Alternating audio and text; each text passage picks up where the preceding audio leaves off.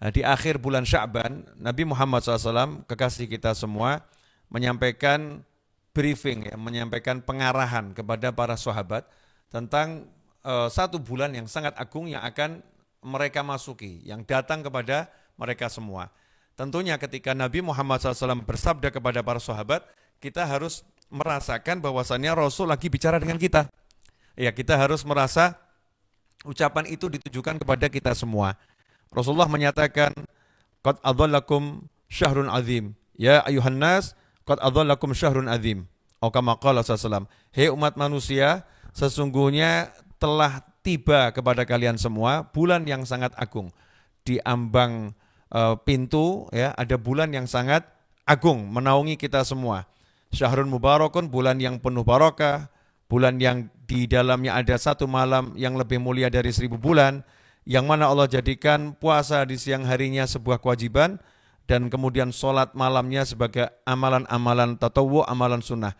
Siapa yang mendekatkan diri kepada Allah dengan satu kebaikan di bulan tersebut, atau melaksanakan satu kewajiban, maka yang melaksanakan satu kewajiban mendapatkan pahala seperti melakukan 70 kewajiban di bulan yang lain.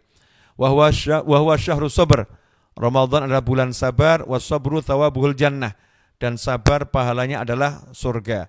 Wa syahrul muwasah. Ramadan bulan tolong menolong. Wa syahrun yuzadu fihi fi rizqil mu'min. Bulan yang di dalamnya rezeki mukmin ditambah oleh Allah Subhanahu wa taala. Faman fattara fihi shaiman, barang siapa di bulan itu memberi santapan seseorang yang digunakan untuk membatalkan puasanya saat berbuka, kana maghfiratan lidzunubihi wa itqara qabatihi minan nar, maka yang dia lakukan itu menjadi ampunan untuk dosa-dosanya dan membebaskan dia dari siksa api neraka. Dan dia pun wa kana lahu mithlu ajrihi min ghairi an yanqusa min ajri syai', dia pun akan mendapatkan pahala puasa orang yang berpuasa tersebut tanpa mengurangi pahala puasa orang itu. Qalu laisa kuluna yajidu ma yufattiru shaim. Para sahabat pun berkata kepada Nabi Muhammad SAW, wahai Rasulullah, tidak semua orang di antara kita ini, tidak semua orang di antara kami punya sesuatu yang bisa digunakan untuk membatalkan atau sebagai hidangan untuk membatalkan puasa seseorang. Qala yu'tillahu hadza thawab liman fattara shaiman ala tamratin aw syarbati ma'in aw madghati laban. Rasul pun menyatakan SAW, Allah memberikan semua pahala tersebut kepada seseorang yang memberi santapan seseorang yang berpuasa dikala dia tiba waktu berbuka digunakan untuk batalkan puasanya, walaupun hanya ala tamratin, sebutir korma, kemudian seteguk air, ataupun sesesap susu, ya, cuman seteguk susu. Ini kurang lebih makna hadisnya seperti itu. Au kama qala sallallahu alaihi wasallam. Masih banyak lanjutan hadisnya, tapi pada sore hari ini kita enggak akan bahas semua hadis tersebut. Saya ingin mengambil beberapa poin yang mudah-mudahan ini bisa menjadi ingatan buat saya pribadi dan antum semua dimanapun berada. Yaitu sebelum masuk bulan suci Ramadan, Nabi Muhammad SAW secara khusus, ya, mengumpulkan sahabat beliau SAW dan memberitahu, ini nih sebentar lagi ada bulan yang agung, bulan yang luar biasa. Menyadarkan akan nilai bulan yang akan dilalui. Mungkin ini yang sekarang belum kita lakukan. Jadi kita ini Ramadan datang seperti ya Ramadan gitu. Belum mengumpulkan anak-anak kita, nggak mengumpulkan pasangan hidup kita, nggak mengumpulkan sahabat kita, dan mengkondisikan hatinya, pikirannya, ya, semuanya dikondisikan agar sadar ini nih besok, ini bulan agung loh nih ya, ini bulan luar biasa loh nih, ini bukan sembarangan, ini bulan yang dahsyat loh ya, ini bulan yang dahsyat. Itu di dalamnya ada satu malam yang lebih mulia dari 1000 bulan, ya, satu malam yang lebih mulia dari 1000 bulan. Nabi SAW menunjukkan keistimewaan bulan suci Ramadan di awal sebelum tibanya bulan suci Ramadan. Nah, ini yang perlu kita contoh saat ini, ya.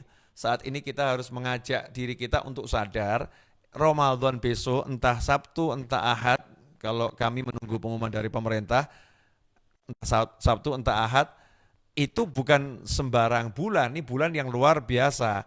Apa yang udah kita persiapkan? Kadang-kadang kita ini persiapannya persiapan jogging, ya karena dipikir Ramadan ini nahan lapar, nahan dahaga, ini fisiknya harus kuat betul. Memang fisik harus dipersiapkan. Tetapi yang lebih penting untuk diperhatikan adalah ya merencanakan amalan selama bulan suci Ramadan. Amal apa saja yang akan kita lakukan selama bulan suci Ramadan. Sehingga Ramadan itu lewat nanti, masuk Syawal, kita nggak merugi. Ya kita insya Allah jadi orang-orang yang beruntung. Karena setiap detik sudah kita isi dengan amal soleh. Seperti Al-Habib Abdullah bin Husain bin Thahir radhiyallahu ta'ala anhu. Kita tahu Habib Abdullah bin Husain bin Thahir adalah seorang ulama besar, guru daripada Muftil Haramain. Beliau adalah gurunya Habib Muhammad bin Husain Al-Habsyi. Habib Muhammad bin Husain Al-Habsyi adalah ayahnya Sahibul Maulid Simtudurar, ayahnya Habib Ali Habsyi. Apa keistimewaan Habib Muhammad bin Husain Al-Habsyi? Keistimewaannya adalah beliau Muftil Haramain, mufti Mekah dan Madinah di zamannya. Ya, di zaman beliau sudah jadi mufti. Nah, Habib Muhammad bin Husain ini ya punya putra namanya Habib Husain, kakaknya Habib Ali. Habib Husain ini juga jadi mufti Mekah dan Madinah. Dan bahkan Yai Hashim Asy'ari dan Yai Khalil Al-Bangkalani rahimahumullah, keduanya dahulu selama sekian tahun belajar kepada Habib Husain bin Muhammad bin Husain Al-Habsyi, baik di rumah pribadi beliau maupun di Masjidil Haram. Ya, setiap hari itu belajar selama sekian tahun. Artinya apa? Kalau Habib Husain menjadi gurunya Mbah Hashim Asy'ari dan Yai Khalil Al-Bangkalani, berarti ayahnya Habib Husain juga menjadi gurunya Mbah Hashim Asy'ari. Berarti Habib Abdullah bin Husain bin Thahir ini kakek gurunya Mbah Hashim Asy'ari. Kakek gurunya Mbah Hashim Asy'ari. Nah, Habib Abdullah bin Husain bin Thahir punya keistimewaan yang luar biasa, yaitu mendapatkan firasat, kemudian mendapatkan, kalau bahasa kita, ilham.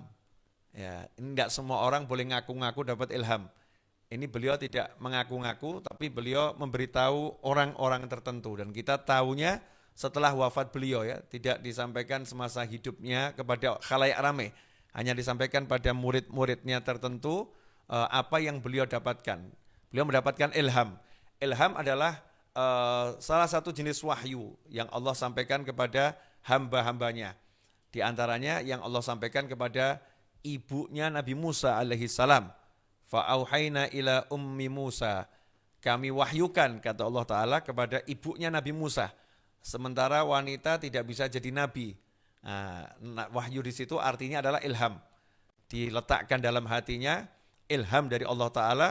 Allah merintahkan ibunya Nabi Musa untuk menghanyutkan Nabi Musa ke sungai Nil dan menjanjikan kepadanya akan mengembalikan Nabi Musa kepada ibunya.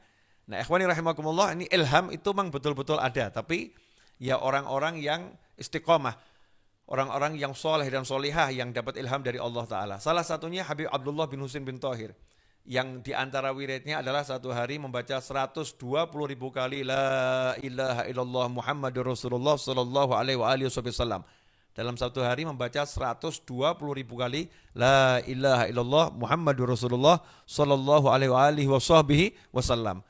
Dan amalannya luar biasa, sehingga dapat ilham dari Allah Ta'ala untuk minta satu permintaan apapun itu diberi, diwujudkan, dikabulkan oleh Allah Subhanahu wa Ta'ala.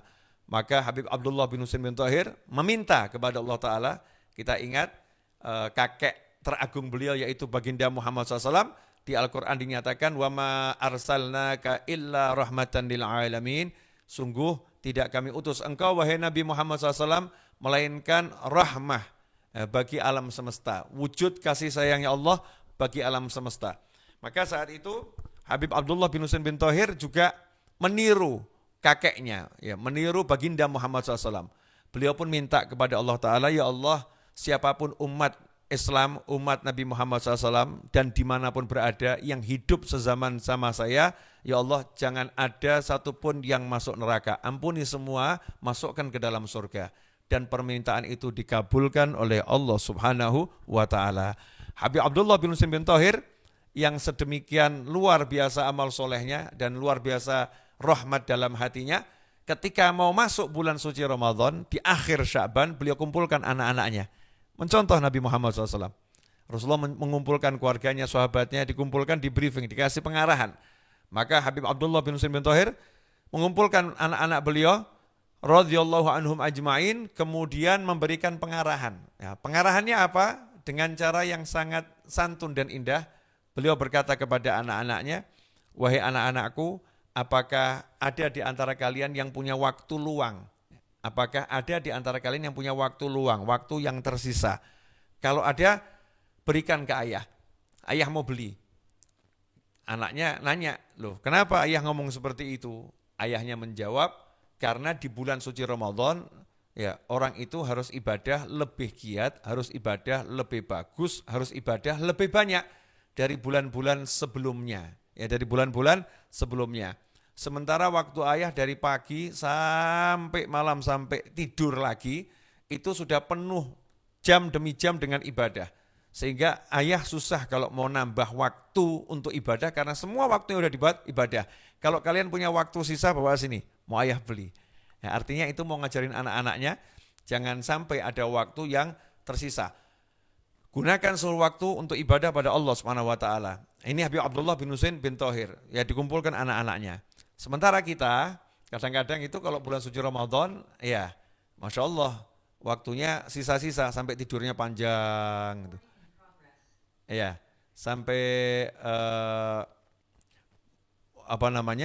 tidurnya panjang. Kemudian berdalih nomus shaim ibadah, tidurnya orang yang puasa ibadah. Ini dalil yang nggak benar ya. Dalilnya hadisnya betul, tapi kita berdalil dengan itu nggak benar. Kenapa? Nomus shaim ibadah itu adalah tidurnya shaim, tidurnya orang yang puasa. Yang puasa bagaimana? Yang puasanya itu dia baca Al-Quran, puasanya dia zikir, puasanya dia sholat. Nah karena dia lelah, dia istirahat sejenak ya untuk tidur. Dan ketika bangun dia pun nyesel, kenapa tadi kok tidurnya kelamaan, walaupun sebentar, merasa kelamaan, seharusnya saya bisa sholat, saya bisa zikir, saya bisa baca Al-Quran, lebih banyak bukan tidur. Dia nyesel seperti itu. Nah orang yang seperti ini tidurnya adalah ibadah di bulan suci Ramadan. Nah kalau kita kan enggak, di Ramadan tidurnya lebih banyak daripada di luar Ramadan. Nah ini enggak masuk dalam kategori hadis yang dimaksud oleh baginda Muhammad SAW. Kemudian pemanfaatan waktu yang lain. Kita masih banyak waktu, kalau istilahnya orang, yuk ngabuburit, atau yuk jalan-jalan sore, menjelang berbuka, habiskan waktu, ya yuk habiskan waktu. Masya Allah, waktu mau dihabiskan untuk hal-hal yang nggak manfaat, atau kurang manfaat. Sementara para ulama tanya, kamu punya waktu luang enggak? Bawa sini, kami mau beli, mau dipakai untuk ibadah. Nah ikhwani rahimakumullah, ini salah satu contoh apa yang dilakukan oleh para wali dan dilakukan oleh baginda Muhammad SAW ketika mau masuk bulan suci Ramadan. Menyadarkan diri dan keluarga di depan ada bulan yang sangat agung.